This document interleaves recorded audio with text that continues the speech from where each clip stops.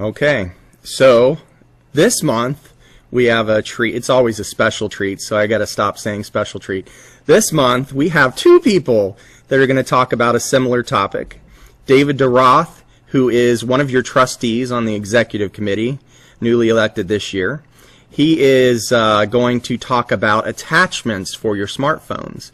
I don't know exactly which attachments, but things like macro lenses and anything to make the picture a little different. Maybe you're viewing something like an insect on a plant. So he's going to show us all sorts of little tools, and then once he's done, we're going to turn it over to Ken Bixler, which is your membership director, and he's going to show off how to actually, what you do with those photos when you're all done.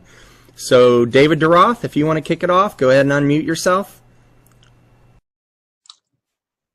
Okay, Kenneth, let's see, I guess I can enable screen sharing. I see the green button at the bottom of my Zoom screen, so I'll go ahead and do that.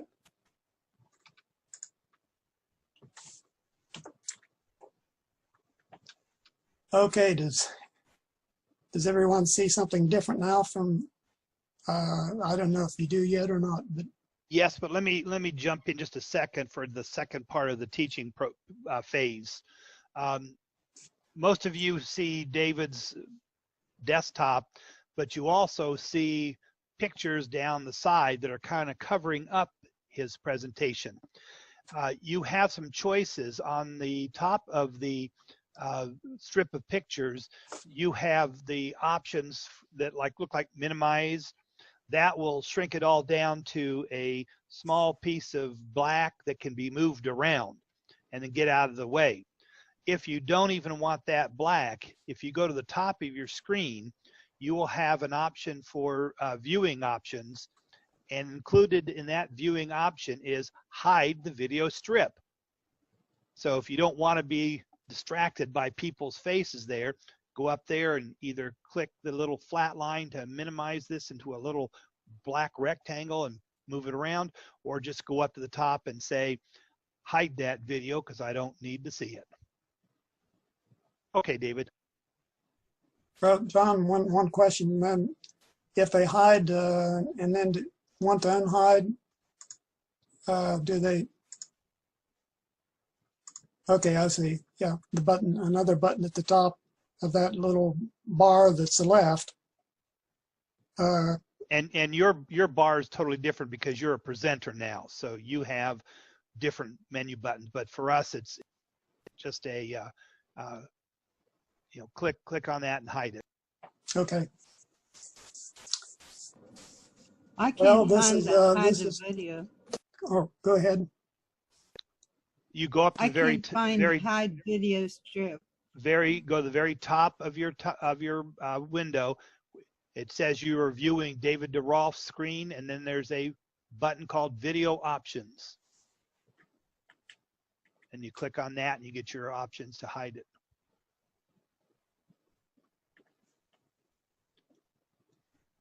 If you don't see that, you do have to hover your mouse over the Zoom bar on your screen in order for the little command bar at the top to appear.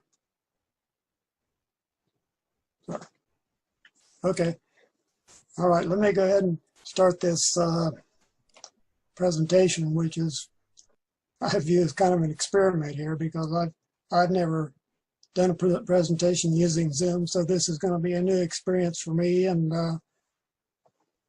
I imagine for Ken Bixler also. Most of you, like me, probably have been taking pictures with your smartphone ever since you first owned a smartphone. And some of you too also, probably like me, again, have been interested in, or had some interest at least, in photography for decades, perhaps. So you started out in photography using a film camera, and after technology changed and we started buying smartphones with cameras built in and So we got in the habit of using our smartphone for taking pictures, and probably eventually drifted completely away from our old film cameras that some of us may still have. I still have my my old 35 millimeter film camera, and of course it doesn't get used at all. I don't think there's any place I know of that I could still buy film. So that camera has been sitting in the closet for years collecting dust. So what can you do with your smartphone camera? It's not designed to really to have attachments such as interchangeable lens that some of you may have had on your many years ago on your 35 millimeter film cameras. Hey, David. Yeah. Lloyd had his hand up. Did you have a question, Lloyd? You'll have to unmute yourself. You're muted. I'm muted? No. Okay. Okay, did he get that resolved? No, he's still muted. Okay. He's looking for it. Oh. I've unmuted you, Lloyd. Go ahead. Okay. So a few years ago, my son gave me a... David, hold on. He's trying to ask his question. Okay. Lloyd, we can't hear you for some reason. My apologies.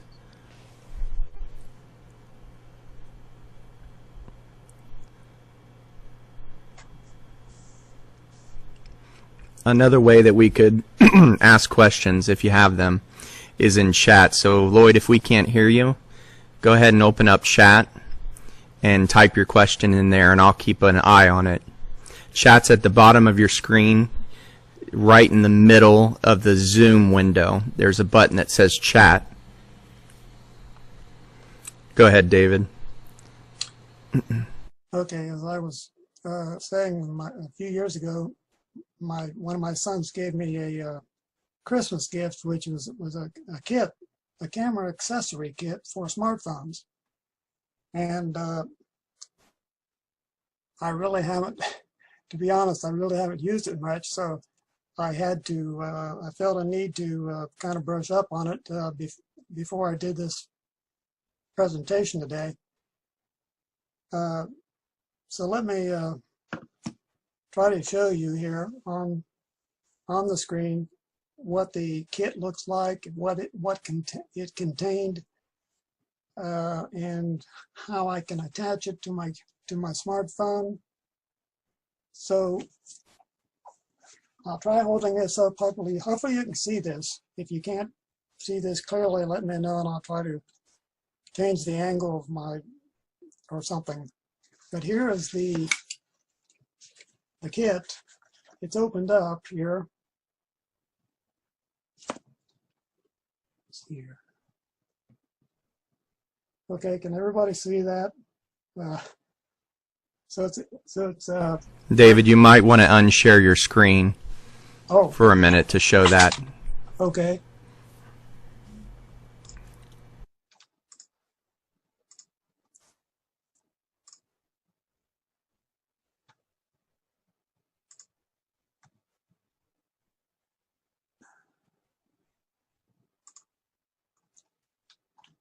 Okay. I'll do a timeout Here's the, again. Just a second, David. I got to do another testing because of what you're doing.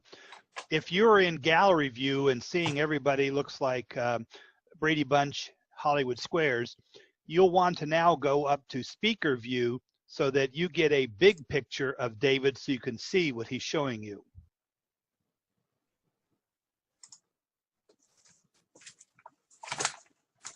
Okay, again, here's the kit. On the front, it says ZISO, and in small letters below that it says global trading. So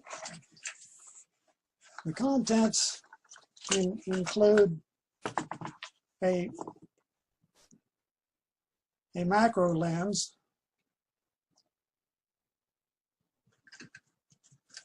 a CFL filter, which is contained in this little case. This lens is a filter which can be used to, if you have, I guess, under certain lighting conditions, you may have a need to subdue, you want to try to minimize some glare that you're seeing on your camera when you view something through the camera mode or app on your smartphone. So that's when this filter can be added to your macro lens and your wide angle lens. So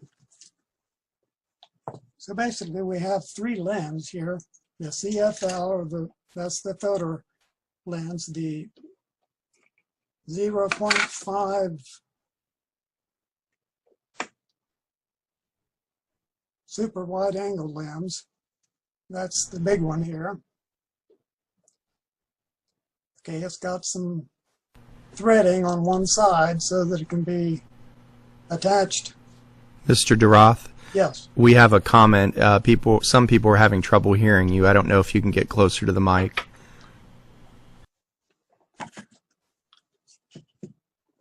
Okay, I'll try to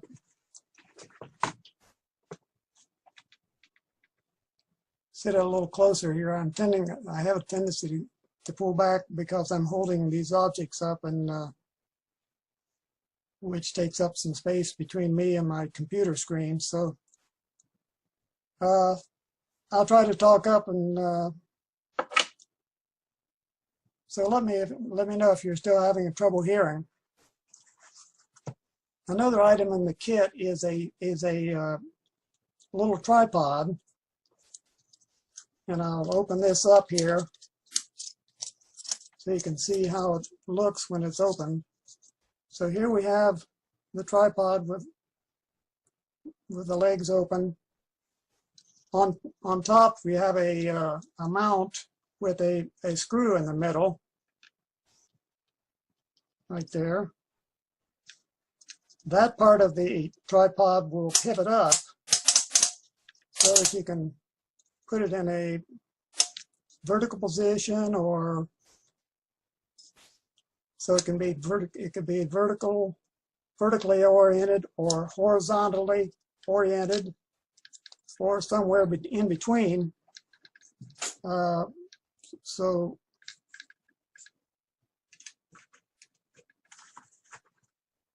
the way that would be used to hold your camera then is to use this spring-loaded clamp.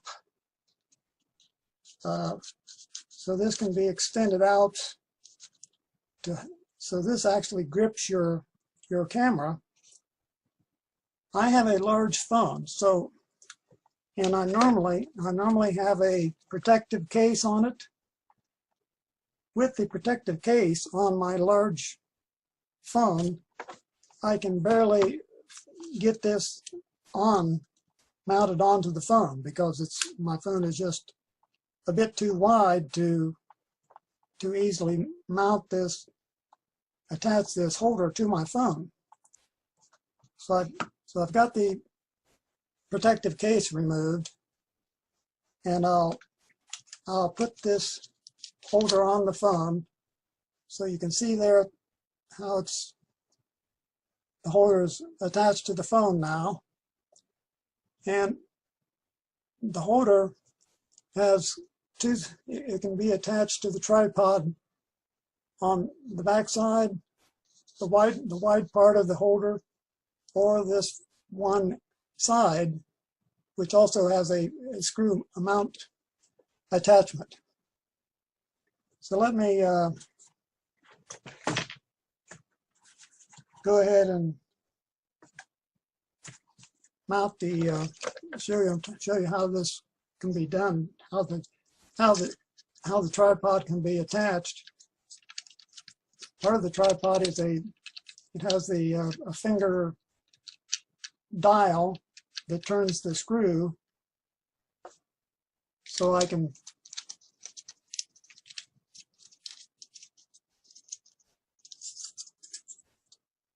so I've got my camera. Let me put it up in there. So there we have the tripod holding the camera, and obviously if you've done some photography and one of the things you probably know if you've been interested in photography for a while is that the advantage of a tripod is to hold the camera still, because the better you can hold your camera still, the better results you're going to get. Now I happen to have an old tripod, a large tripod that is probably over 30 years old, and I'll try to show you what that looks like. So this thing can be opened, and then on the top of it has the same type of mounting platform. The threading on the screws here that mount to your phone are the same size threading as the threading on the little tripod that came with this kit. So you've got that advantage where you can, if you want a tripod that you can actually raise your camera high enough that you can stand and look through your camera without holding the camera yourself, you can use one of these type tripods. And if you can find these, of course, you can still find this type of tripod on Amazon and other retailers.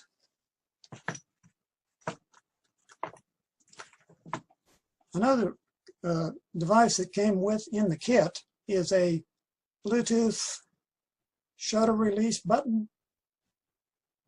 So this is also another tool that helps you keep your camera still when you're taking a shot. You can buy these. By the way, you can buy these separately if you want.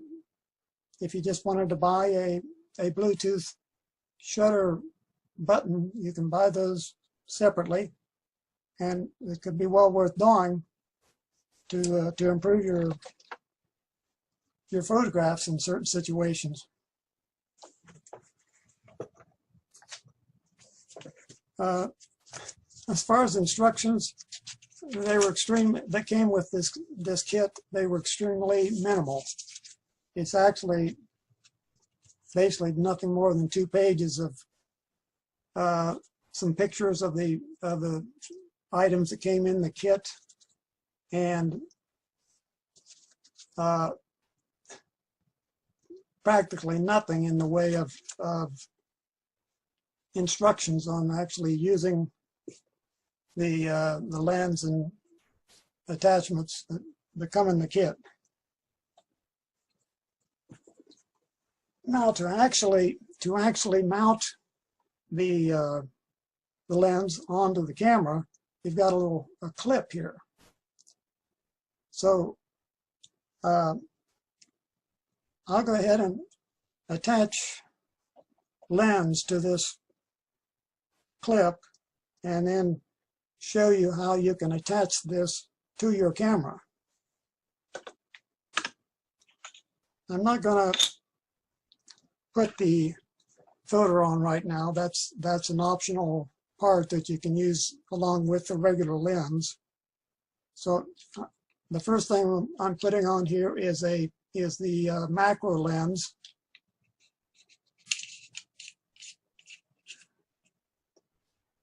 Okay, and oddly, you cannot use the macro lens by itself. This is one thing that seemed odd to me, but it's simply, the reason is that there are 2 different diameters of threading here. So you cannot use the the wide angle lens separately because it won't thread onto the clip. So you have to put the micro lens onto the clip first and then attach the wide angle lens.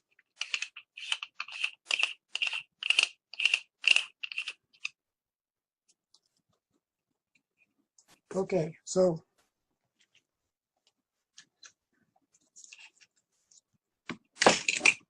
I'm going to take my camera off of the tripod here to make this next step easier.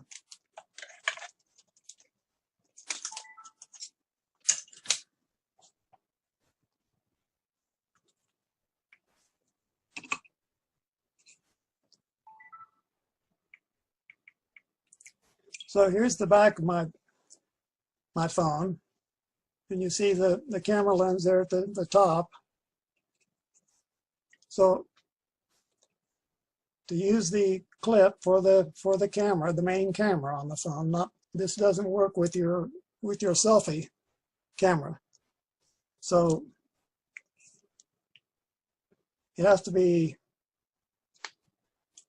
it simply goes on like this. And of course you have to get the lens, the center of the lens lined up with the camera lens on your phone. Otherwise it's going to be blurred and it just you won't be able to take a clear picture unless you have your attached lens lined up with the camera lens. Now I can do that alignment basically two ways. One is to turn the phone, back side of the phone up and be looking at the back of the phone in some light, so that you can see that you can actually see through the attached lens and see your camera lens centered there. So that's one way. The other way to get the alignment correct is to open the camera on the screen of your smartphone, and then go ahead and attach, and just by moving the clip around as needed, you'll see by the clarity of your image on your screen that you've got the clip properly aligned. So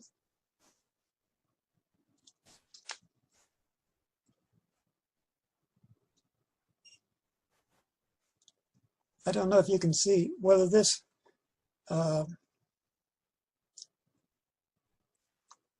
you see here that the wall behind me is now showing on my phone camera screen? Yes. Okay. So that's basically an explanation of what is in this kit and and how you can attach the lens to the clip that goes onto the phone, and so one thing I wanted to mention as far as quality of the lens, I didn't realize until I started gathering some information for this presentation that the lens that come in the kit have let's say a flaw, and that is that you will get some curvature of straight lines at the bottom and top of your view and your photos. I I imagine, I'm just guessing somewhat on this, but probably the reason for that, I would think, is the fact that the wide angle lens is actually has a concave shape. The glass part of the lens itself actually has a concave shape.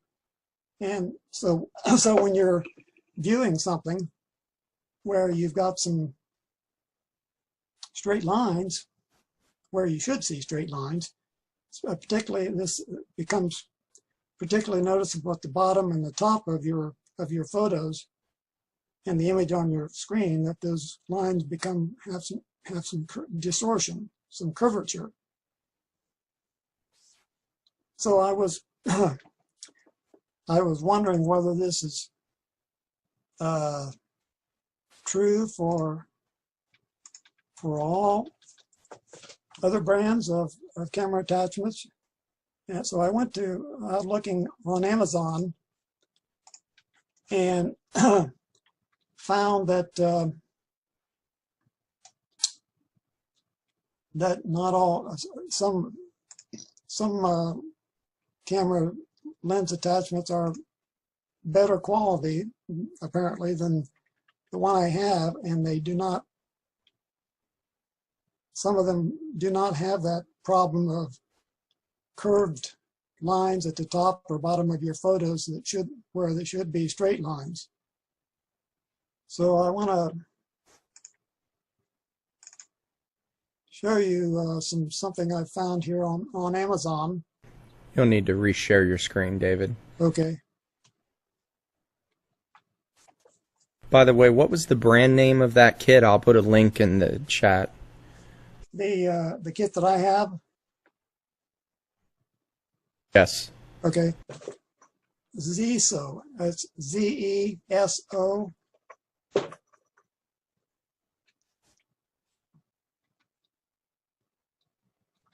Now I need to. Okay. Let me go ahead and share screen again.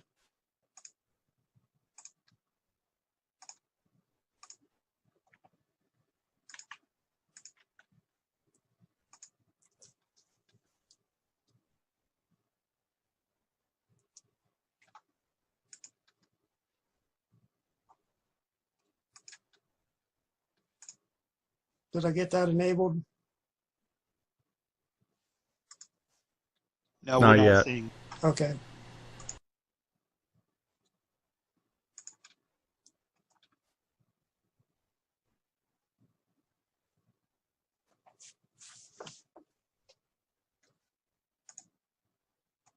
Yeah, I'm clicking on that button and it's not, my screen's not responding.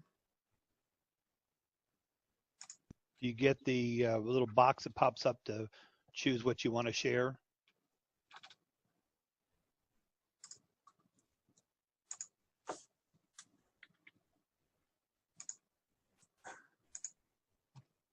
Uh,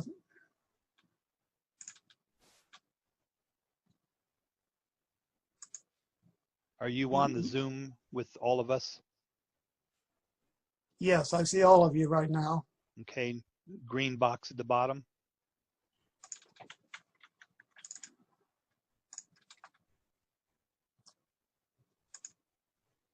Yeah, I see it pops up when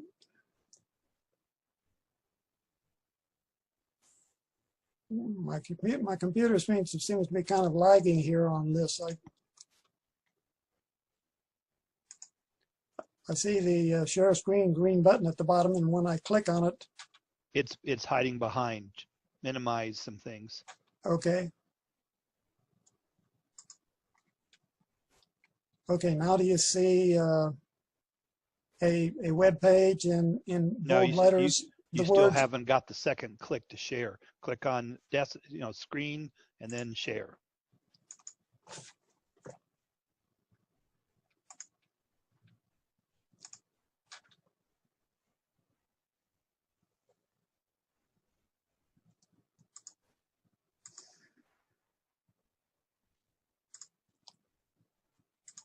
Have you found the box that pops up and says, what do you want to share? No.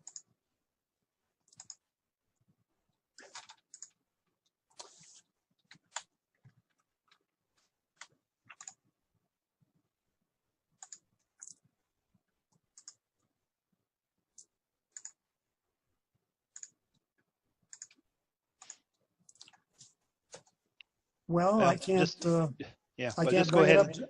Huh? Just go ahead and tell us about it, and then we'll have to look it up ourselves. Okay. Well, the reason I wanted to show this other brand item that you can find on Amazon is that the information on the Amazon page has an illustration of this distortion that can happen with the lens, and then with some lens who have the problem.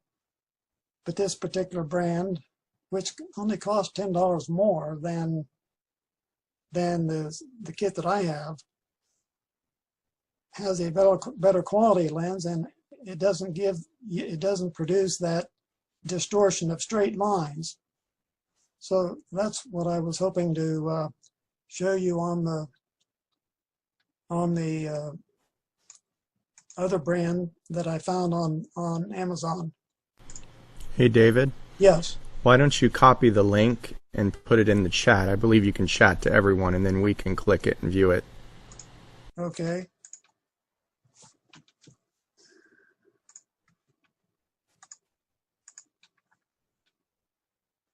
In the meantime, are there any questions? Just raise your hand, either virtually or physically.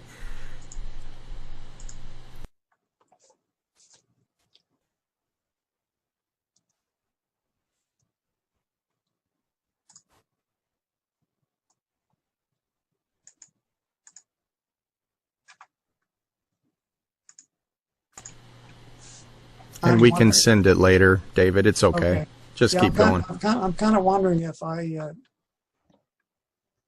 close Zoom and then reopened it and then I would have to. No, I think don't do that. Okay. I think what John said was correct. It's hidden behind something.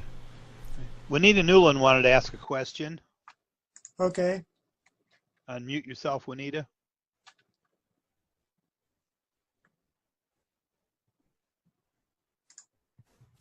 How old is this device, Dave? Have you used it? I've used it a little bit. It's about 3 years old, I believe. Did you find that you liked it? Well, here's the thing. I found that if you're going to use this and attach any or a similar attachment, you have to be thinking about that when you leave home and take your camera and take your smartphone. I, like many people, probably we take pictures without necessarily having the intention of taking pictures. When we leave home with our phone, maybe something comes up and where we decide we'd like to take some photos, and we don't have these accessories with us because we didn't leave home with the intention of focusing our visit on photography. And so that's part of the reason I think I haven't really used it very much. It sounds like you would use it more for a scenic picture. Well, yes, that, but it's also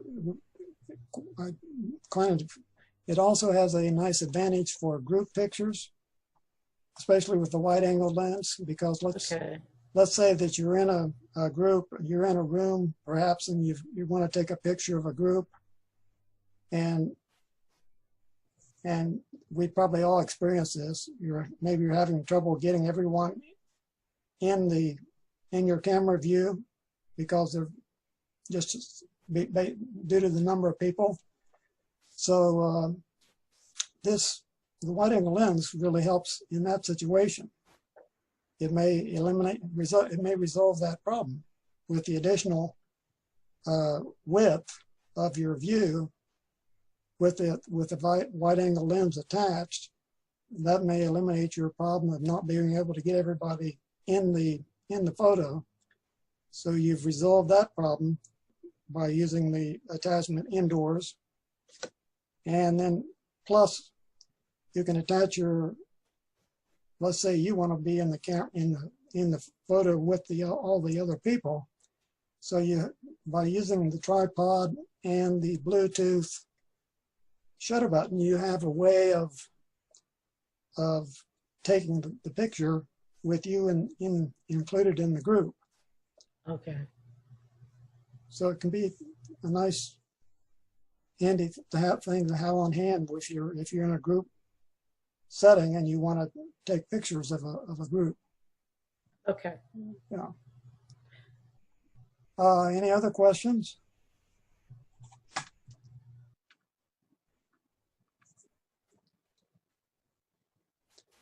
Well, if not, I'll turn it over to Ken Bixler. And Oh, wait a minute. I do have one more question. How much did you say this cost? I found the model that I have. It's only priced at $30 on Amazon. Okay. They still sell it? Yeah. I just put the link in chat, and if you can't get to it, let us know. We'll send it to you. Thanks, Kenneth. I have a comment. Okay. I have a phone. It's an essential phone, and it has an attachment that makes a full 360 picture. The problem with it is the same as with all attachments. If you don't have it with you at the time that you want to take that picture, you SOL. Yeah, exactly.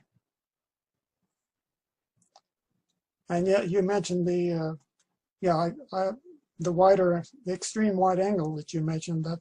That's another a type of lens attachment that you can find on Amazon. One model that I looked at was actually I think it was 196-degree angle. The lens is sometimes called a fisheye lens. So there are other, you can find various other lens attachments besides the ones that are in this kit that I have. Mine is a full 360. One click, full 360. The only thing it never takes a picture of is the camera itself. Your hands are there, but not the camera. Yeah, that's amazing. So, any other questions? If not, and if Ken Bixler is ready, I suggest go ahead, Ken, and start your part of the presentation.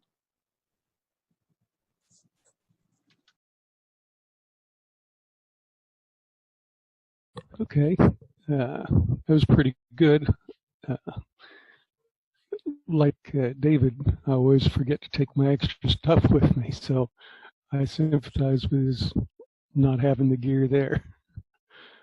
Usually, though, it's when I go to somebody's house to work on their computer and I don't have everything. Okay, I'm going to share my screen now. And I've got to find the right desktop. Let's see if this one, here we go. Let's try this one. Okay. I see a nice tree picture. Yeah. This is was a special request by one of the members that knows about these trees. So I've got 6 of them or 7 lined up here, but this is a rainbow eucalyptus. And I believe they have them in California too, but I know in Hawaii where these pictures were all taken, they're in the area. So this is just a close-up of the trunk. It's a lot like, it's similar to our sycamores that we have around here, the bright white and the dark gray on our sycamores, but these have this set of oranges and greens with the, it's actually a brown color with it. And let's see, I need to, there we go. Did I jump too far? Sorry, I'm going to be klutzy at this for a minute. I'm not sure. There we go. All right. But what I tried to do is set up a series of photos that show the various views of the different trees. These trees aren't necessarily the same one. This was in a person's yard right along the street. It takes a minute. Yeah. This is a nature preserve, and they had a small grove of these trees, and they're not a dense covering overhead. They're a nice open, airy tree that gives you shade in a park, but still allows you to enjoy the blue skies.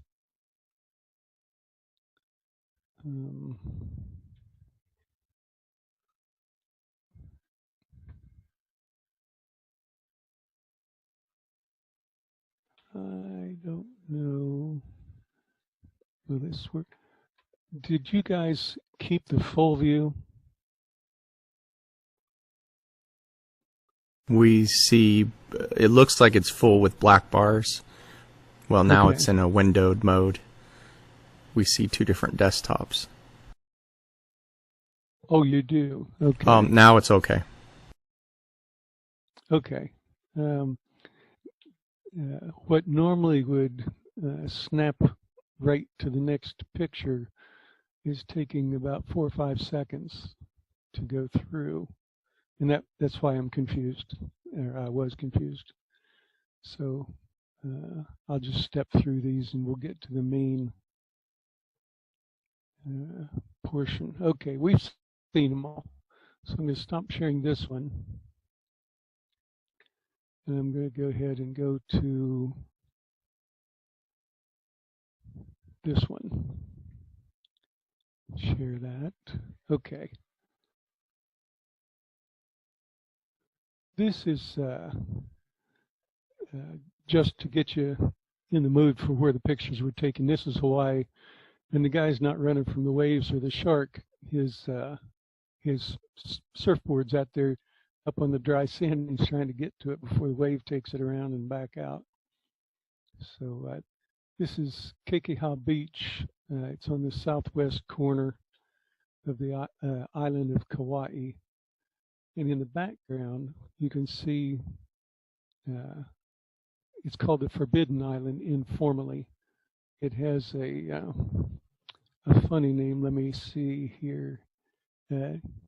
Niahua is how I would pronounce it. But a rich family bought it for 70,000 square miles. They bought it for $10,000 in 1863. And it was a bunch of sugarcane plantation owners. But the family was a little eccentric, and they've locked it down. And there's no tourism in residency on that island is restricted to natural Hawaiians, natural born Hawaiians. So there's very little modern world there. It's been maintained as a cultural center, and they actually have the Hawaiian language still alive on that island. So anyway, that's about 25 miles from this beach. This photo was just taken at sunset in wave action and the person running through the surf. We just thought that was a cute photo.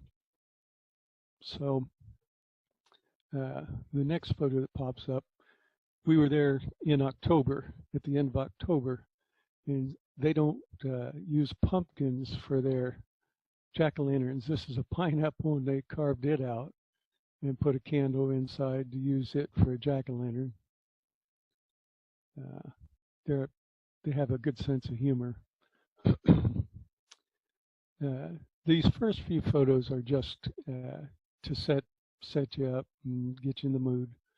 So this photo shows the actual state bird, and it also shows the red-crested cardinal.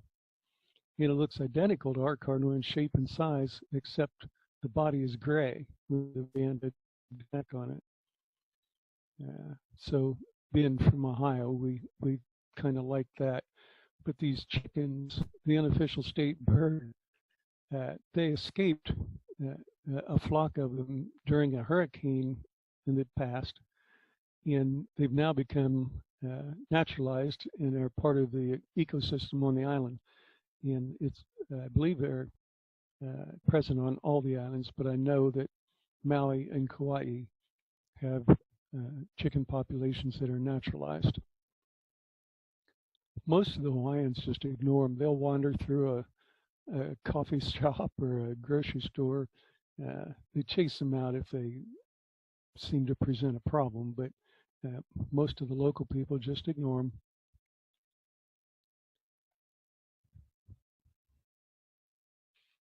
The next picture will be the male of the species, and some of them are absolutely stunning. This guy I thought was very pretty, and so they're not your standard white chickens that you think of that you might see around, but these are more. They're larger than a banty rooster, but they're colored similarly. So, but you see all kinds, and it was fun to see the different feathering on the birds. And you have to watch really close what you're taking a picture of. We went over to see this bird of paradise flower, and then you can notice there's a gecko upside down here in the bottom edge of the flower, and it has become naturalized. It was a Madagascar day gecko. Somebody thought they were pretty and brought them from Madagascar to at least Kauai. I suppose all the islands have them. So they've naturalized, but people are happy to see them actually because they eat a lot of the insects that tend to be in tropical areas. Now we're talking. We're going to talk about lighting of your photos, and a lot of the same rules apply as with a real camera or a normal camera, but in our case, we're using a Pixel 3 from Google, and it has some features that you find in some of the better phones. So anyway, with ours, there's a feature where you can let it take the picture, and it of course decides what it thinks the best lighting is. And with the bright water reflection in the sky behind, it determined that the average lighting should be this. And the problem is that this lighting doesn't show you the real lighting that the eye detects. The second picture is a better depiction of the time of day and the lighting at that time. This is on the center left, where the sidewalk curves around. That condo behind it is where we spent a couple of weeks. Very nice. It's well manicured. On the right, these larger buildings and this long structure, horizontal white line structure, that's the Grand Hilton on Kauai. and we couldn't afford that, so we stayed over in the condos. The beach you're looking at is called Shipwreck Beach, and you're looking at the left third of it. To the right is another 2/3 that is mostly sand. So, but it was named, of course, because there was a shipwreck here at one time, and so they called it Shipwreck Beach. To get back to lighting, this photo really stands out. This is looking east at the end of October, and at dawn. And Sue is our family photographer. I gave her a couple of hints when she first started, and she's much better at it than I am. So anyway, she used a leaf on the plant to kind of get you to pull your eye up to the sun. But what we're looking at is the foreground line of water is the same that you had just seen in the other photo in front of the condo. This is the rocky, sandy area. To the left, swings around to the sandy beach, and the rock on the left sticking out into the water. The tip of it out there, where it's vertical and begins to slope upward, that tip's about 60 feet off the water.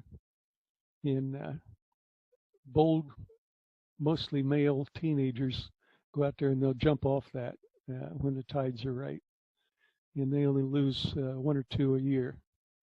Most make it out with little injury, although it's volcanic lava rock, and if you brush up against something, you're in trouble. But the lighting here was based on the background lighting. The sun in the previous photo fooled the camera into thinking that it was should be a dark picture.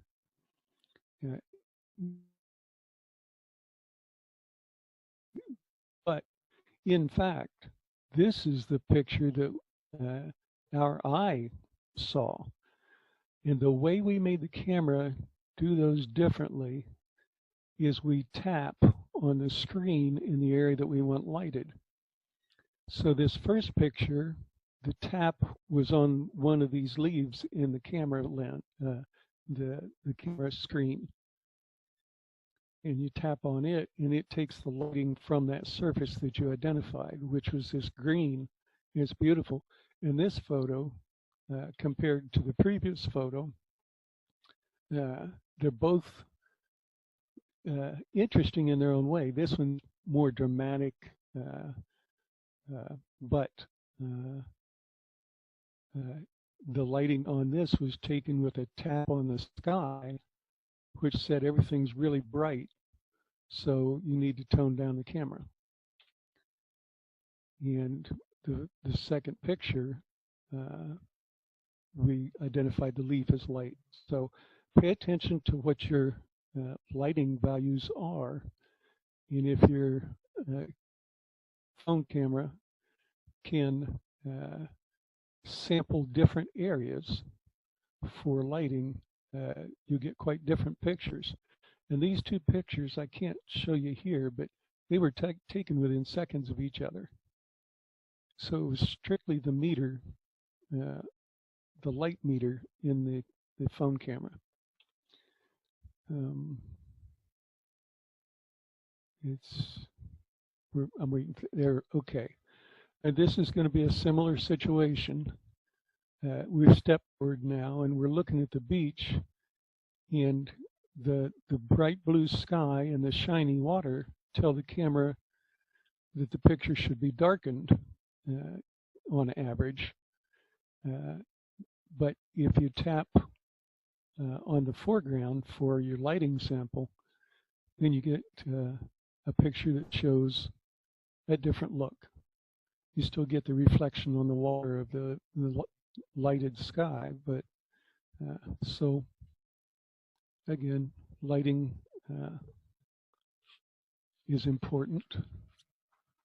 Now here we deliberately, in the afternoon, this wasn't by any means dark. However, by tapping on the bright sky, we tricked the camera basically into taking these objects in the foreground and making them very dark. And those are actually rocks, and so what you're seeing is a doubled picture. I don't know how to explain it, but here in this center left, you can see a little bird. Let me see if I can zoom. Yeah, there's a small bird here. He is at the top of a rock. If you come halfway down the rock, that's where the water surface is. And now you're seeing a black reflection below that. And so it's just a little trickery. We've actually, we're looking at the rock and the reflection of the in the water. It's hard to explain. I didn't realize it would be, but it is. So the lighting is based on the average lighting, which appears to be very bright, turning the foreground here dark. Here a ding dong. Am I supposed to? Nope, I got it. Go on. Oh, good. This is the exact same time of day. I literally turned 180 degrees from the last picture and took this picture, or Sue did. This area is called the Salt Ponds, and the ancient Hawaiians would trap pools of salt water and allow it to evaporate away, and then they would scrape the salt off the area afterwards for seasonings and preservative. But the main idea is the same time of day, so the trickery with lighting isn't a big deal in this picture because we wanted everything bright. The light is behind us at sunset, so we're getting plenty of light, and the camera took a nice picture using average lighting. In the background, let me zoom in a little and show you all of these white stacks here. Those are not current factories and functions. These are old sugar mills where they process the sugar cane, and the stacks are still standing.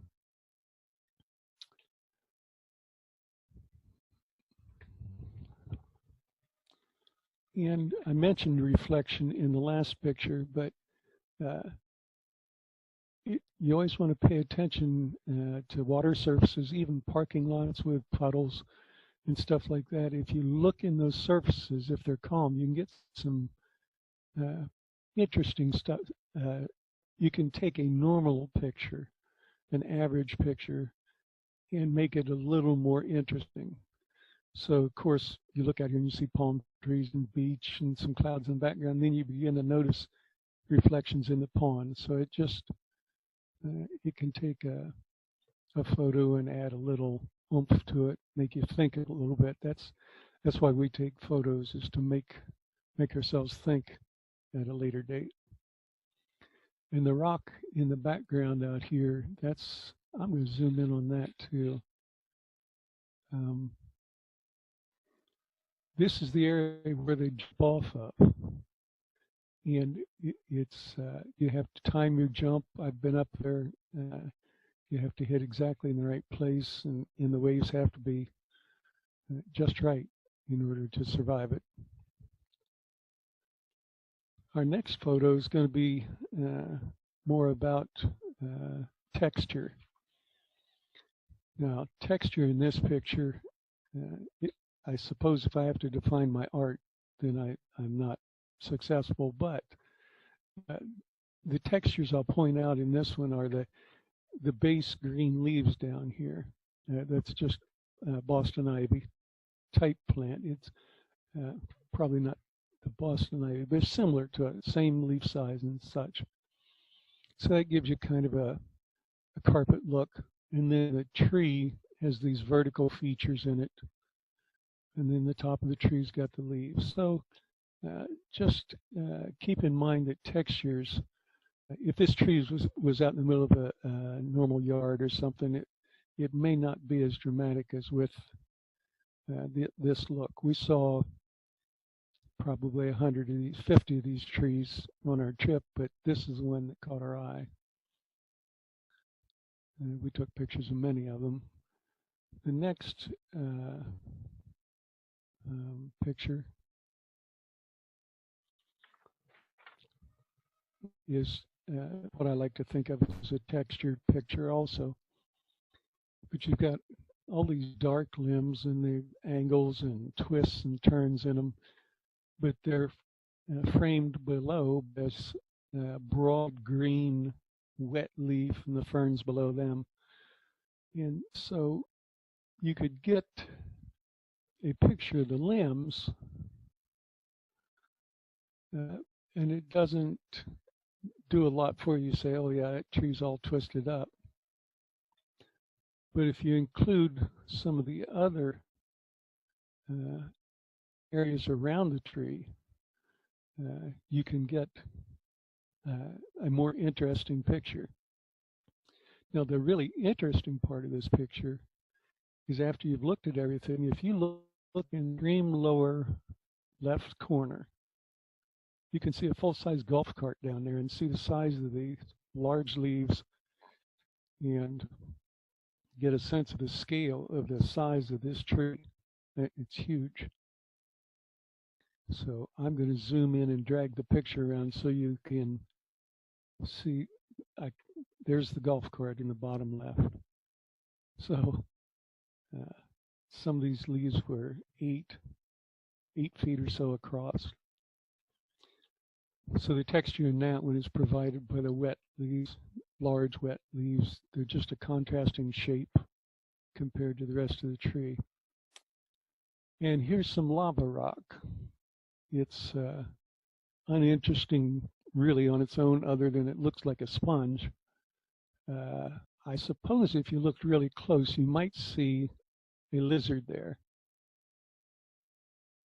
But you have to look pretty close to see the lizard. When it goes to the next frame, I'll have outlined it, and we'll come back to this picture to see it.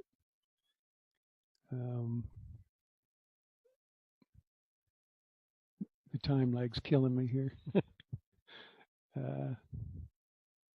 Yeah, just as sure as I hit the button again, there's the outline of the lizard. Now I'll go back to the main picture and give you a chance to pick him out on the rock. There. So these lizards are able to do a lot of color and texture changes on their body. That same lizard, if you put it on a green tree stem, he'll turn very green and look like a piece of celery on the tree. But on this lava rock, it was really difficult to see him. If he hadn't twitched, I might never have or Sue might never have taken this picture. We saw him twitch, and then we realized, oh, what a picture that is. So we'll skip on. This is a stretch to call it a texture, but it is the texture of this old tree, and it's blocking parts of the background, which is where your mind wants to get interested. The red rock, the waterfall, and the green behind it. So by using the texture of the tree in the foreground, you take an ordinary waterfall and make people want to think, oh gosh, I wish I could see back there. The next picture will reframe the same waterfall, different tree, and we use the tree for framing. Pull your eye to that waterfall and isolate it a little bit for your brain. That waterfall, by the way, is approximately 800 feet in height. we're a good distance from it. So zooming a little bit helped. Now I've shown you this montage because these hibiscus flowers that we've taken, these 3 shots, they're all in the same tree, on the same bush. And we took multiple pictures, all of us did, trying to find the best way to display the large white flower. There's a yellow version of this hibiscus that's got a kind of a chocolate center, and that's the state tree of Hawaii, the yellow hibiscus. These white ones are around also. But by framing these pictures differently, this one just centered here, and it doesn't really show the center of the flower. Here, this picture, framing of the white petal allows the stamen, which is a very dominant piece of this picture or of flower, to be displayed. You can see on the right-hand side, the stamen is fully displayed, but it's up above the flower, and you lose the effect of the flower. So we chose the center one to be the picture that we felt best displayed the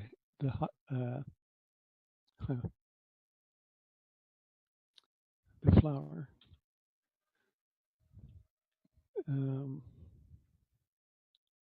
Let's see. All right, so there's our waterfall again, by the way, in the background. Remember, that's 800 feet high. The area we're in is Waimea Canyon on Kauai, and it's called the Grand Canyon of the Pacific. It's, I think, up to 3,000 feet deep. It's the erosion in the old crater that the volcano created the island, made a large crater, and then it collapsed and it's begun to erode away. And that waterfall, 800 feet high, gets all its water from the plateau up behind it and to the right. But this picture, I'm going to show you a series of 3 or 4 pictures here, roughly the same pictures, but well, I'll just show you. But so this picture shows you a look at the canyon and the terrain around it, and you can see a caution sign there in the right mid-ground. The soil there is unstable. So we've moved forward now, and this is the same canyon. There's the same sign in the lower left, but we're using the green tree on one side to kind of block something. But we've stepped forward and we're looking, and you get another vantage point of the canyon. We also zoomed a little on that picture. Now here, you can see several different things. One, we've still got the waterfall, but you can see to the right, leading up and away towards the top right, there's part of the canyon below, and there's a fair-sized river down in the bottom there. We can't see it yet. I'll zoom in a few minutes. But the red bank here in the foreground left, that's the area that they don't want on, because that's little clay pellets about the size of the end of your little finger, and it's like marbles. And every once in a while, some goofball ignores the sign and gets out there, and they take off, and there's nothing to stop you for quite a long way, and then do get to a stopping point, but it's vicious, jagged rock. So this is not a place you want to tempt fate. I'm going to zoom in quite a lot. Hang on. And there's our waterfall. And you can see these trees probably are 60 to 100 feet tall here. So this is quite a thing. But in the background here, center background on the horizon here, this dish shape is a radar site. There are some ancillary antennas here, and there's a radio site here on the left. This is the Pacific Range rocket monitoring site. And when the military tests ballistic missiles in the Pacific, this is one of the highest points they can get on that they were allowed to get to doing construction on because of Hawaiian culture. But anyway, they track our missiles from there, and they're also an early warning missile site. They can see things coming across the Pacific well before they're even above the horizon from here.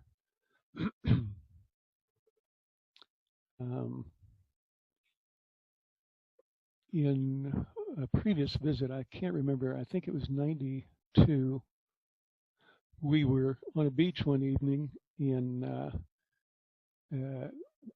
we saw a streak in the sky, and it was a zigzag that was spiraling to Earth, smoky, so we could tell something had blown up. And the next day in the newspaper, we read where there had been a missile test, and we actually fired one of our own missiles and then fired an interceptor missile, and I believe that's what we saw was the results of the interceptor missile striking the target. So that was pretty interesting. Okay, so we're on the north side of the island here, and this is Brutus. He's about 2 inches tall, little plastic thing that we carry on all our vacations, and we try to take pictures of him on interesting places. He's been underwater, he's been on mountains. So I just thought it was something I'd share with you, that we have a little mascot that we take. This is, let me find my note. I think this is Kilauea Point. Yes, this is Kilauea Peninsula Lighthouse. And we have some more photos of this, but this is a leading photo that I wanted to show you just because of Brutus. I'm going to talk a little bit about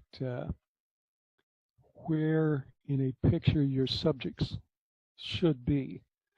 So I've added grid lines, and you'll hear photographers, serious photographers, talk about the thirds. It's 1/3 frames, and so these these lines on here show you the mental points that your brain will focus on, whether you know it or not. And anything on near any of those 4 intersecting points it is a place that your brain will be focused on anyway. So that's where you want to put your target from your picture. So always try to gauge where any of these thirds are and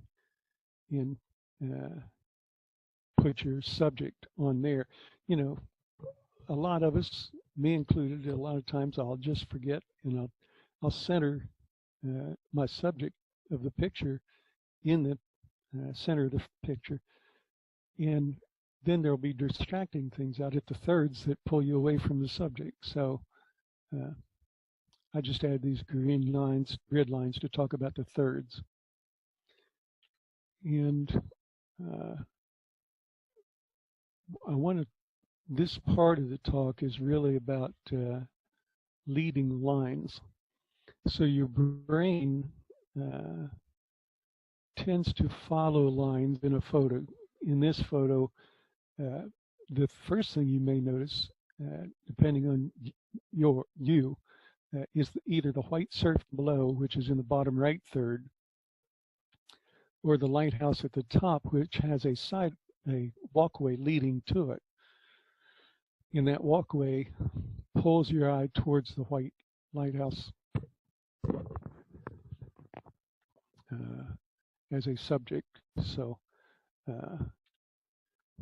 just keep in mind that lines in the picture tend to pull your eye towards them. And our thirds of this picture should come up here in a second. I added the grid lines for it.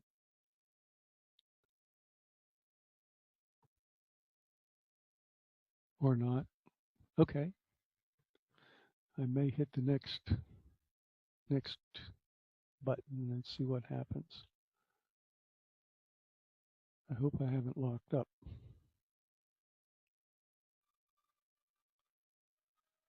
There we go.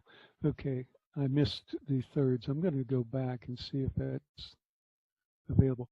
This picture was really nice. I like this.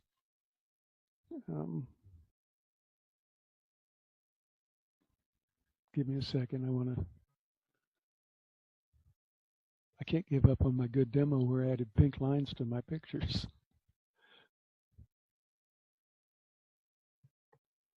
Okay. Well, shoot.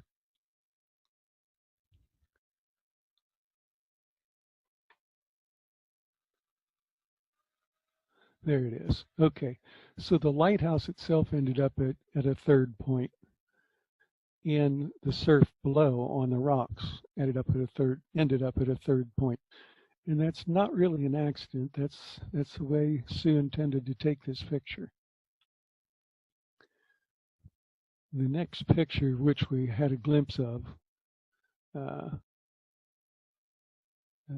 here you can see that the lighthouse has ended up at a thirds point, and the white surf is not on a thirds point right now. So the walkway and the lighthouse being at the thirds pulls you towards the lighthouse now.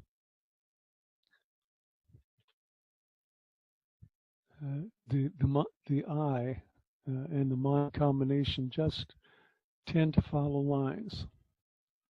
Now here's a pretty complete picture of the Kilauea Lighthouse, and she timed the surf so that the water was running off of the rocks below. She could have caught it up over the rocks, but then it wasn't as dramatic. It was just white foam against the cliff. But this way you can see that the water is draining off the rocks, so there must have been a big wave. The walkway out here is pulling you towards the lighthouse again. This is a an ocean bird sanctuary. They nest in these rocks, quite a few different species. And again, I'm waiting for the next picture to come up.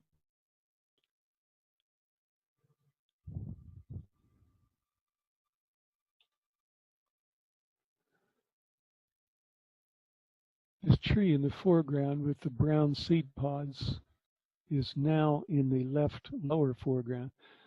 Now this is the final picture that we would provide to somebody if they wanted our best picture of the Kilauea Lighthouse, and the lighthouse itself isn't really visible in detail at all. But this picture tells you what it looks like to be at the Kilauea Lighthouse. You've got this path past these treetops, seed pods, the red in the trees, then the peninsula leading you out to the center of the picture. That's a line of the walking path, and all take you to the lighthouse. And this is the north side of Kilauea. We were lucky enough at different times to see helicopter training missions fly by lower than the lighthouse, and some interceptor jets came by at about the same height as the lighthouse when we were out there on the peninsula. So this is just kind of a combination of things that we've talked about. You've got lines in here that pull your eye this way and that. The line of the stone, the tree on the left with the water running off of it. Anytime you can capture motion in your picture or simulated motion. So the fish down below, they're interesting, they're fish, but it gives you motion in the picture. So that it's not just a static postcard type thing. And these round flowers in this tree, I'll zoom in so that you can see those. They're like puff balls. So the tree was very interesting to see up close. And this is just this is a cultivated garden between a hotel and its beach. And so the round lily pads, the round red balls, the flowing water and the motion of fish in the water just add interest to a static picture. I'm sorry, I don't remember the name of that tree. We have it in our notes, but I didn't write it down.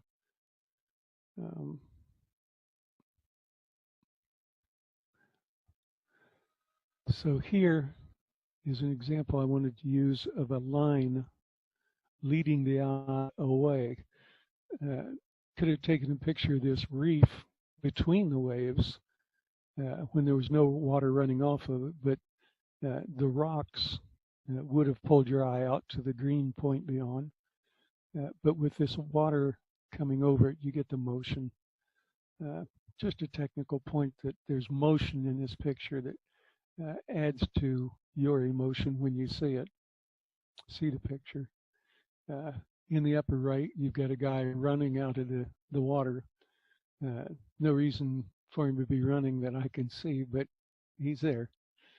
And so this is kind of typical of beaches on Kauai. They have a reef of some sort. This one happens to be about 32, 36 inches high, and the waves break on it and then trap water behind it that makes a nice wading pool in a protected area for children to play in safely. In some parts of the pool is deep enough that you snorkel and you can see fish and shells, critters. So,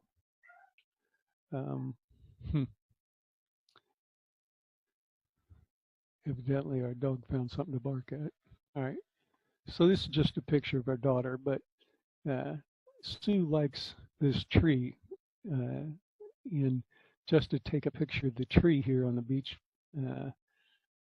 was kind of a static picture thing. So she said, Stacy, why don't you climb up in that tree? And so Stacy, being the dutiful daughter, she got in there, and that adds a little interest to the picture. The Kilauea Lighthouse Peninsula is in the far background.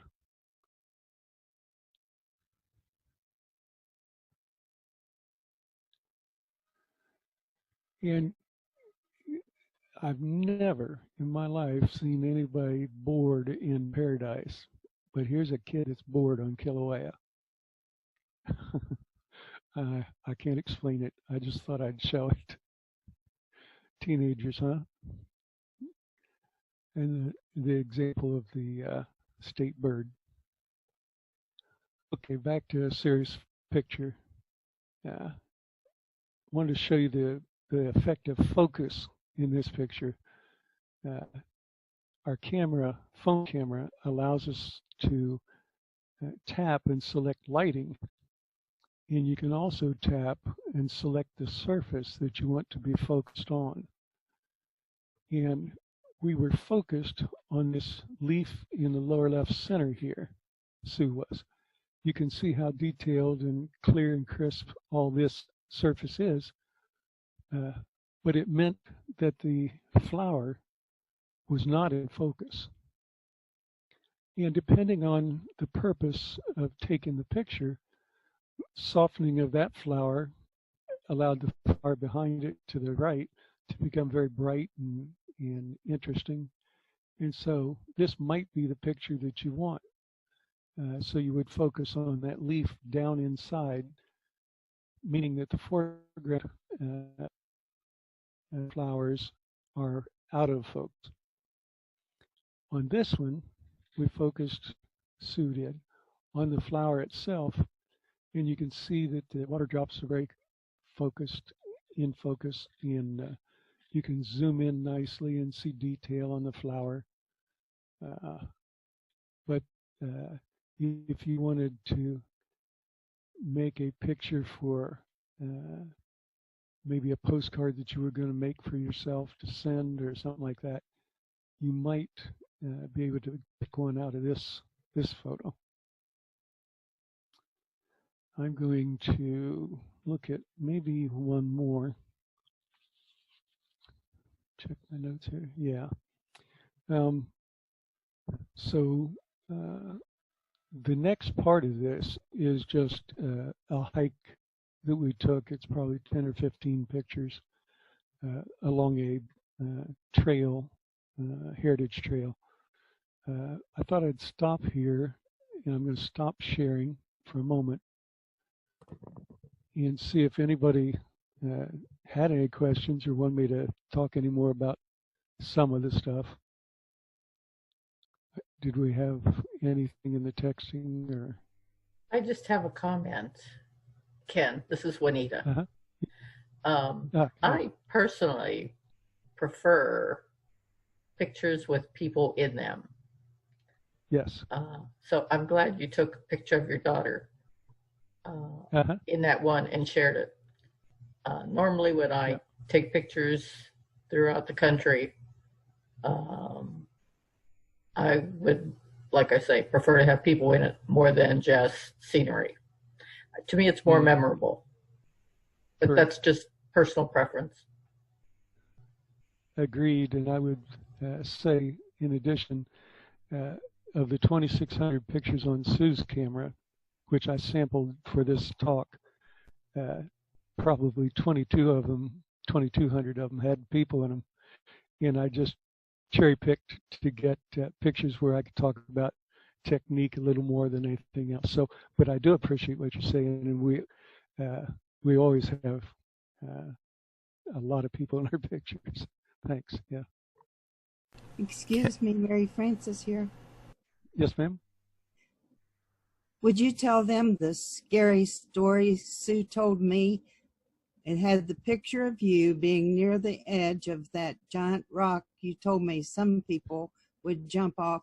Then she had another picture showed many minutes later when the tide came in and completely enveloped the whole area that you would have been standing.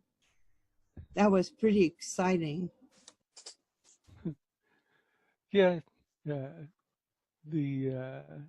surf there on any given day can be very interesting. So that particular rock is on the south center coast, and that's the leeward side, meaning it's downwind, and the predominant current hits the north side of the island, swirls around, and then loops back against the south side.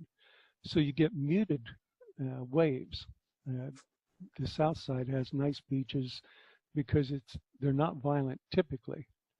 But we had a storm out in the Pacific that was driving the wind. The wind was driving the waves up against the rocks, and on a couple of the days that the storm was most severe, we were getting enough splash at 60 feet up that we were soaked, and it would. I actually stayed back.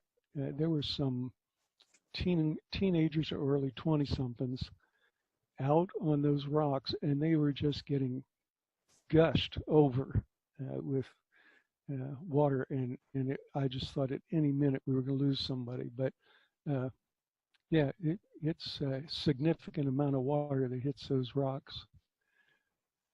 I think Dave DeRolf had a question. Yeah, can you tell us what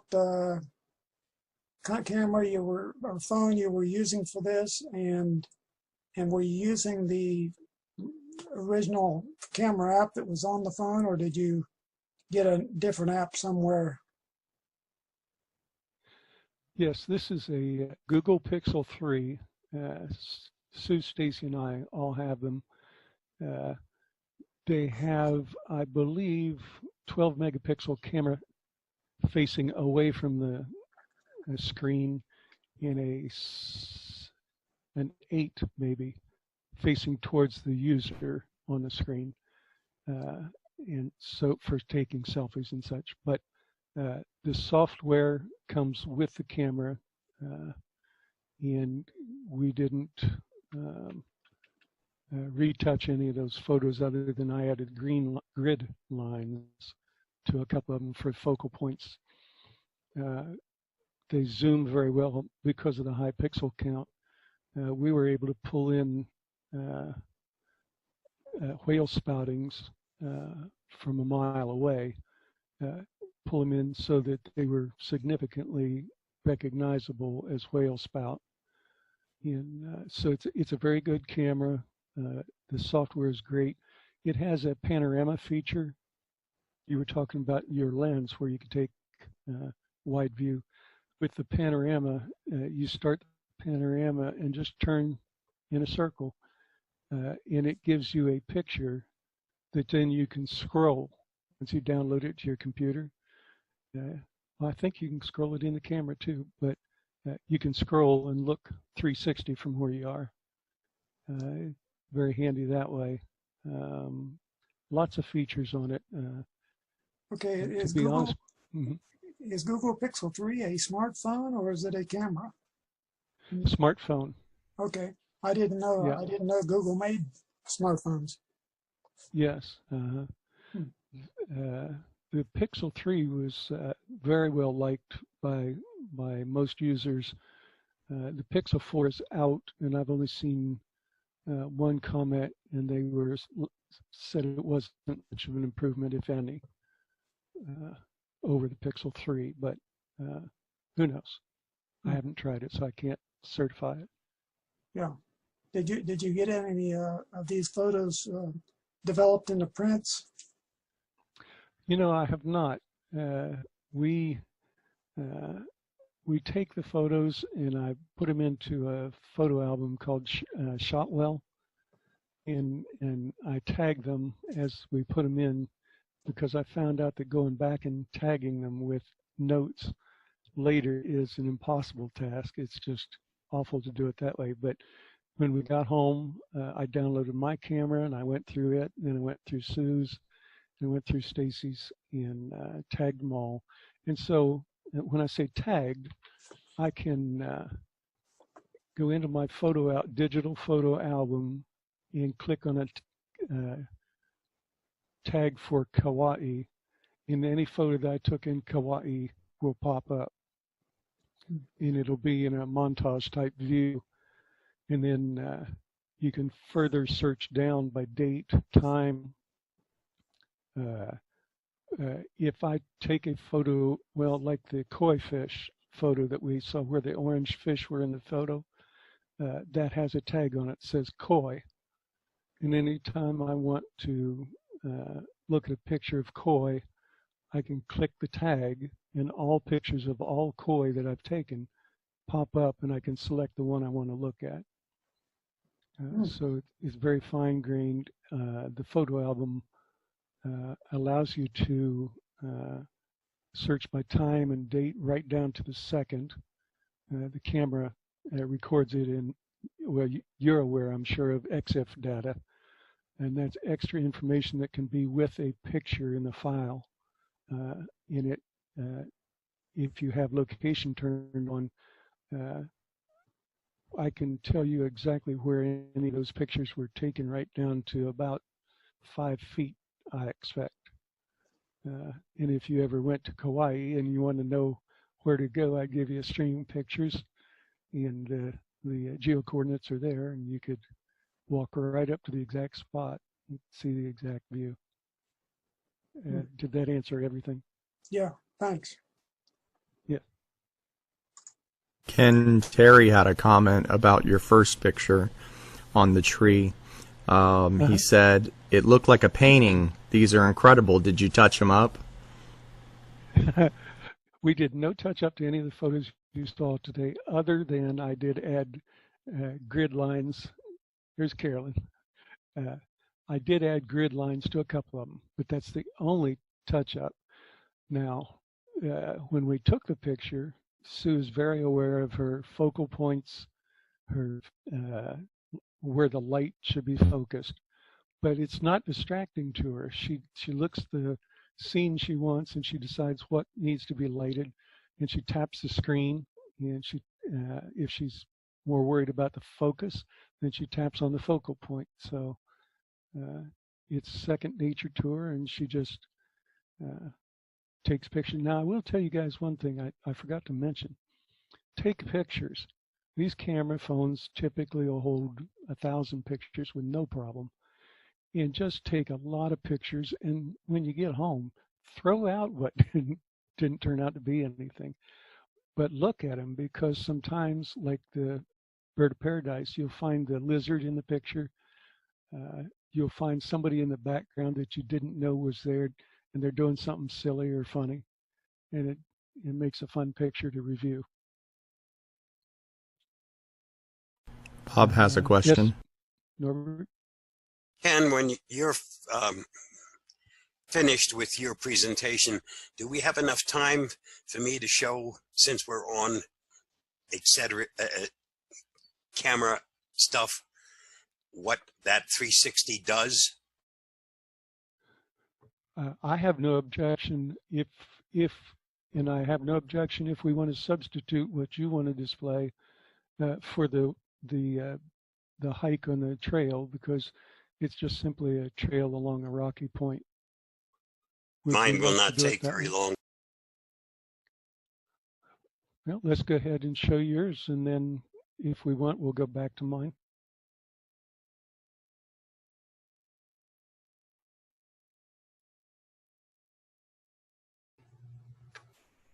Bob, can you put the mic down in front of your mouth? You have it up by your eye. That's all right. You're going to get sound anyway I do this. This is the camera that I use. It's an Essential 1. And if you look at the back of this camera, you see two little dots. Well, this is the 360 camera. And on the back of this 360 camera, there are also two dots. It's magnetic. And I simply marry this to the camera. That's the 360 camera. And if I can share my screen, I need to have it allowed.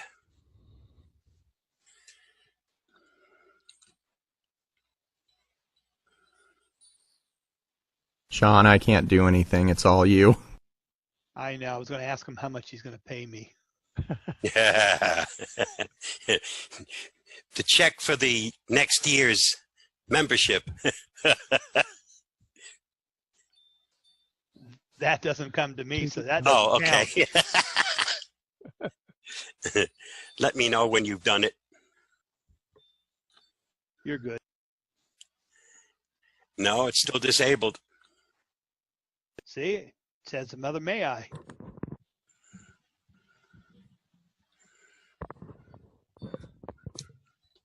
It says host disabled participant screen sharing.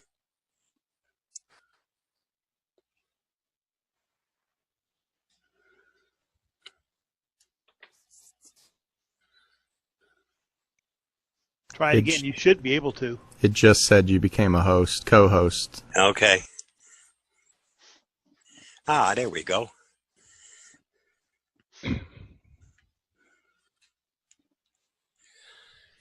Okay. I took this picture right in the middle of Ken's presentation. I just hooked it up, went outside, took the picture. And this is what it does. It is one shot. It isn't anything special that you have to do, but it does a full, oh, now you see, the only thing you have to remind yourself when you're about to take the picture, try to smile, because usually we concentrate on the shot and we look like hell, okay? But it takes a full 360. Oh, and as I said, it does not take a picture of the camera. The camera is always missing.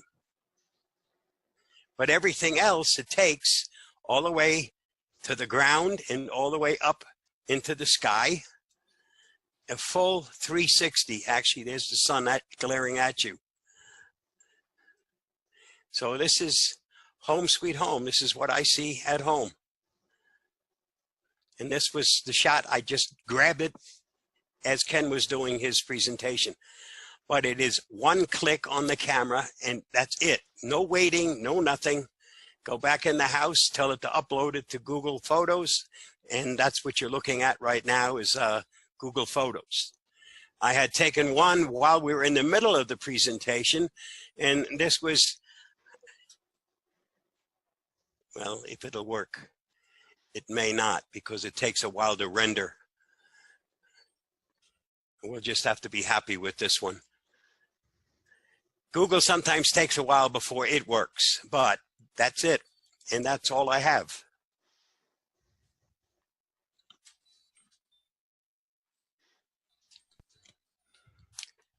Yeah, Ira, go ahead. Hey, Bob? Yes.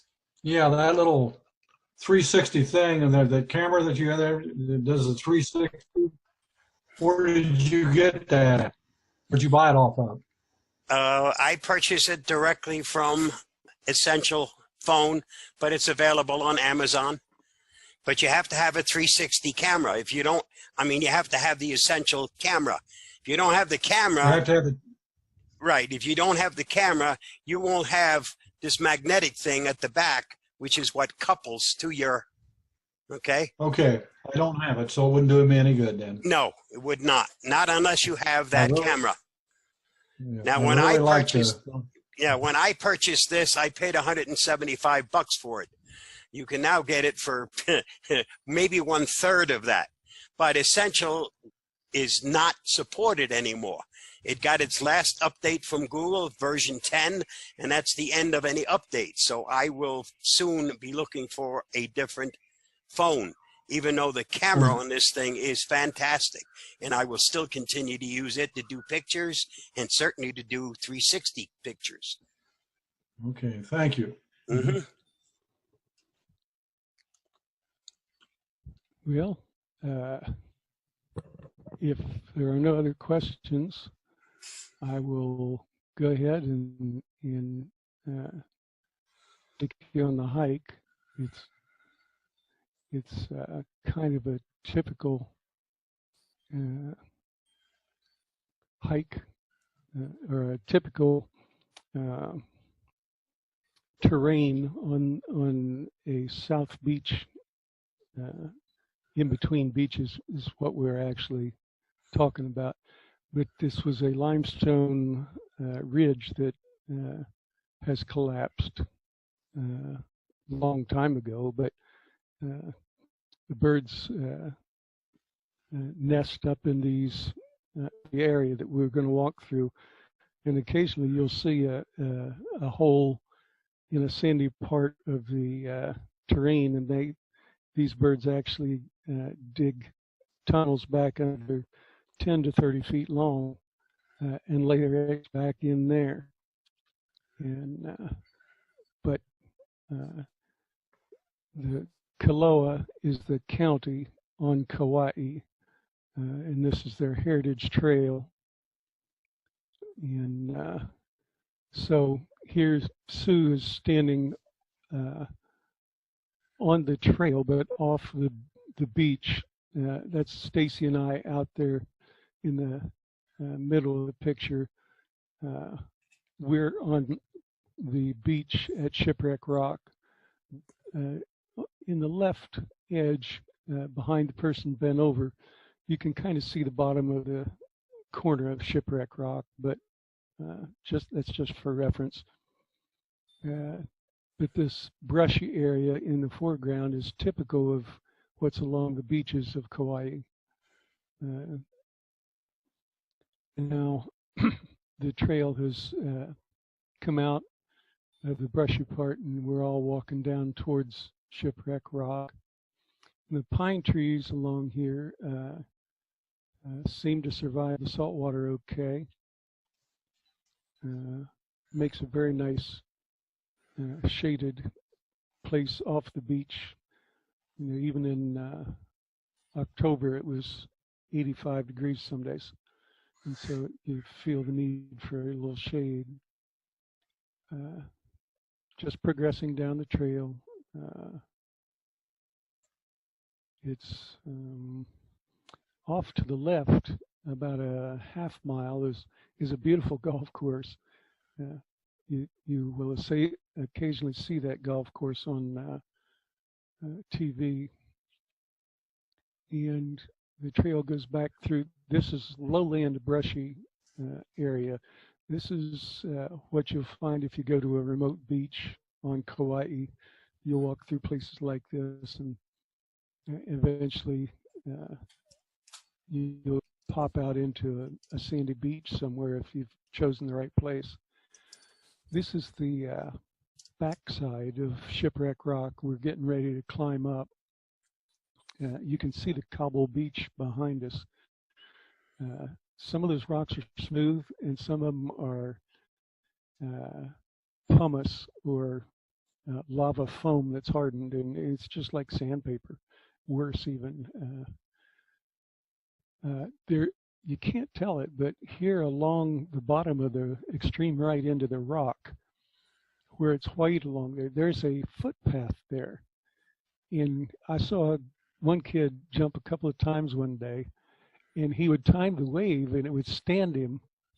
He would throw him out of the water and stand him on that ledge, and he would run along the ledge to get out of the water. Most people swim off to the right and clear the reef and come into the sandy part of the beach.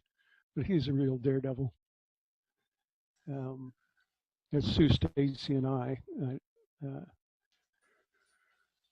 didn't know if everybody had ever met us. I've got my Turks and Caicos shirt on. That was a fun trip too. Here we are about halfway up to the top of Shipwreck Rock, and Sue turned to take a picture of us so we'd have some sense of height, but we're probably maybe 60 feet up compared to the treetops, and we still got that much more to go to get to the top. And this is a rough area to climb up. Some places you sit to get up and down. Now we're on top of the ridge, and in the background you can see some of the volcanic cone tops.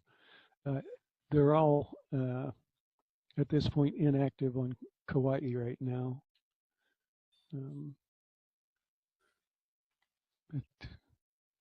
There's not much soil up here at all. These waves, this sharp point out here in the background, that's about a 20-foot splash right there. It's hard to get the scale from the waves in the background.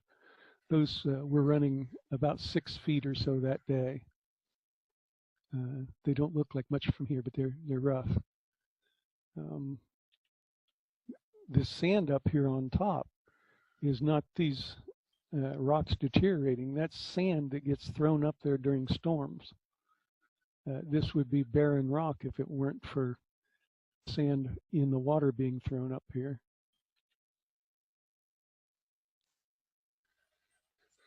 I forget the point out there. I'm going to zoom in on this one because the change in terrain is dramatic at times. Here we are on a sandy walk, and if you don't turn left and go around this corner, you walk off about a 40-foot drop into the water and crashing waves and stuff. This is a cliff face, and it's all undercut right here, and so you can walk out on that undercut.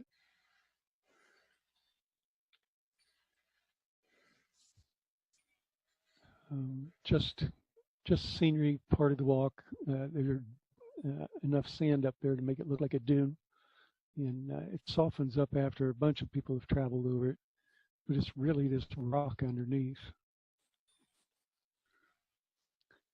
Oh, I probably went too fast, but in this sandy, or this rock right here, that's concrete. There used to be a light for navigation here at this point. Over here, over in the back of Stacy, this is part of the golf course out that I was talking about. At this point, the golf course is 3/4, maybe a mile away. But anyway, that's nice.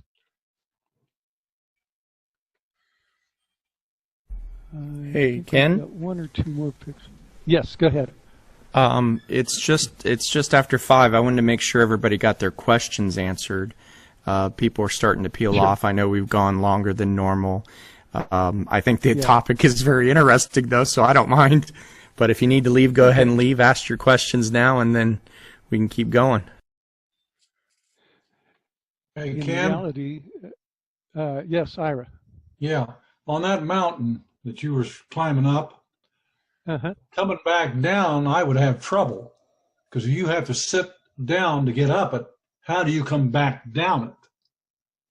You have to sit down to come back. Yeah, use your arms to lower yourself down, and then get your footing and turn around. I don't know and if I hang can onto do the that rocks now. and step down a little more. Yeah, because when I look down off, if I get on my roof now, I have to have help getting off because I get that dizzy spell. So I don't know if I can do that. Yeah. Okay. One thing that I found helped me, because I have a little problem with heights too, is the trees surround you while you're on this rock face, and it makes you feel like you're enclosed and you don't feel the height. So you might be able to do that. Okay, and one other question I have, I see all this vegetation. Do they have a lot of poison ivy and stuff in there, or is it clear of that? No poison ivy. There are some poisonous plants. Okay. But you don't typically come in contact with them. You have to actually be out in the brush as though you were hunting or something like that. Okay, that's my 2 questions. Thank you. And further along on that, they advertise pretty much that there's nothing on Kauai that will hurt you except a human. You can go anywhere and do anything, and there are no poisonous snakes, spiders and such. So that's a bonus for part of my family. Okay, we've covered everything I intended to, and I want to thank everybody for sticking it out. I know I always go crazy on these photo journeys, but I like talking about them. And anything that we mentioned, the phones, the Google phones, the Essential phone, although I wouldn't recommend buying it because it has been discontinued, and the link to those gadgets that David DeRoth talked about, they're all in chat. So chat goes away when we get out. Go ahead and get in there, click those links, or let me know. I can find them once again and I'll send it to you. Okay, I can't get to my button to stop sharing. Why not? Let's see.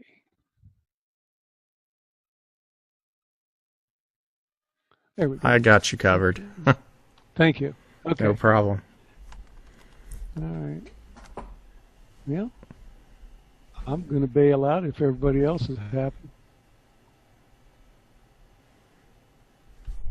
I'm going to bail out too. So bye, Bill. It's been a good meeting. I enjoyed it. Very interesting. Thank you. Thank you too, Kenny, Bob, John. Yep, you're welcome. Ira. Kenneth.